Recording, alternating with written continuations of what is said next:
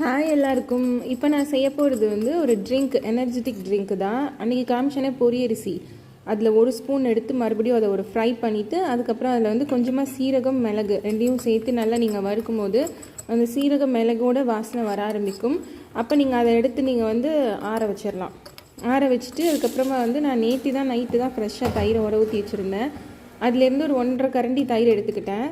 அதை எடுத்து போட்டுட்டு சின்னதாக ஒரு குட்டியூண்டு மிளகா போட்டுக்கணும். ஏன் அப்படின்னு சொன்னால் அது வந்து ரொம்ப உரைச்சதுன்னா நம்மளாலையும் குழந்தைங்களாலையும் குடிக்க முடியாது. அதனால கொஞ்சமாக மிளகா. நான் வந்து இஞ்சி மறந்துட்டேன், நீங்கள் இஞ்சி சேர்த்துக்கோங்க. கருவேப்பிலை, கொத்தமல்லி, அப்புறமா கொஞ்சமாக பெருங்காயம் இதெல்லாம் போட்டுட்டு ஒரு ஓட்டிட்டு அதுக்கப்புறமா நீங்கள் அந்த வறுத்து வச்சுருந்தது அதோட மிக்ஸ் பண்ணி நல்லா நீங்கள் அரைச்சிட்டு தண்ணி நல்லா 1 டம்ளர் 1.5 டம்ளர் ஊற்றிக்கலாம். ஏன்னா தண்ணி இருந்தால் தான் நல்லாயிருக்கும். அதை நீங்கள் வந்து வடிகட்டிடணும்.